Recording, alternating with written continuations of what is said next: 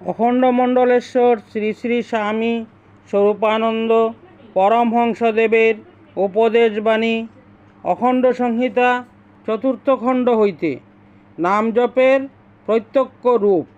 একজন জিজ্ঞাসা করিলেন, নাম জপের প্রত্যক্ষ ফল কি? শ্রী শ্রী বামনী বলিলেন, পাপের নাশ। এতএব চিত্ত তাপের নাশ। পাপ থেকেই তাপ জন্মে। পাপক্ষয় হলে তাপক্ষয়ও হবেই হবে। চিত্তের প্রশান্তি, মনের আনন্দ, হৃদয়ের নির্মলতা, ভাবধারার শুদ্ধি, এসব হলো নাম সেবার প্রত্যক্ষ ফল। নাম জপের পরোক্ষ ফল। শ্রী শ্রী বামনী বলিলেন, নিখিল ভুবনের মঙ্গল। তুমি যখন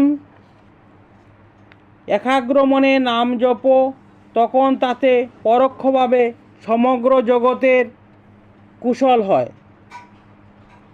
পুনরায় প্রশ্ন হইল, নাম সেবাতে যে জগতের কুশল হচ্ছে, একথা বুঝব কি করে? শ্রী শ্রী বামনী বললেন, নামের সেবা করতে করতে তোমার চোখের পাতায় প্রেমের মধু দিয়ে অঞ্জন কাটা হবে। তখন দেখতে পাবে যে ত্রিজগতের সকল বস্তু, সকল জীব প্রেমময়, মধুময়। জগৎ কুশলের শুরুও সেখানে, প্রমাণও সেখানে। নিষ্কাম নাম জপ। প্রথম প্রশ্নকর্তা প্রশ্ন করিলেন, নাম জপ তো করি, কিন্তু প্রাণের শান্তি আসে না কেন? তাপ কমে না কেন? শ্রী শ্রী বামনী বললেন, করার মতো করে করো না। সর্বপ্রকার অভিসন্ধি বর্জিত হয়ে নাম করবে। নামের ফলে পাপক্ষয় হোক বা বিপদভঞ্জন ঘটুক, এসব কোনো কামনা না রেখে নাম করবে। নিষ্কাম নাম জপ সকাম নাম জপ অপেক্ষা দ্রুত শান্তি প্রদান করে। সকাম নাম জপ। অপর এক যুবক বলিলেন, কামনাহীন হয়ে নাম জপ করা বড় অরুচিপ্রদ। কোনো প্রার্থনায় যদি না পূরণ হবে, তবে আর নাম জপ করব কেন?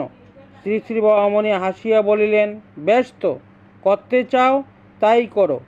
প্রার্থনা পূরণের জন্য নাম জপ কোনো দোষের কথা নয়। তবে প্রার্থনা তোমার যাই থাকুক, জপকালে সেইটি বিস্মিত হয়ে যেও। জপকালে শুধু জপই করবে এবং যার নাম তাকেই অনুক্ষণ স্মরণ করবে। সকাম জপে প্রেম লাভ দীর্ঘকাল সাপেক্ষ। প্রশ্ন, অনেকে তো বছরের পর বছর ধরে নাম জপে যাচ্ছেন, আধ্যাত্মিক উন্নতি তো কই, তাদের কিছুই দেখতে পাচ্ছি না। শ্রী শ্রী বামনী বললেন, ধর্ম, অর্থ, কাম প্রভৃতি বাঞ্ছা করে যে নাম জপ, তাতে বাঞ্ছা পূরণই সার। কিন্তু সারাসার যে ভগবত ভক্তি, তা সহজে লাভ হয় না। ভগবত ভক্তি হচ্ছে নিষ্কাম জপেরই ফল।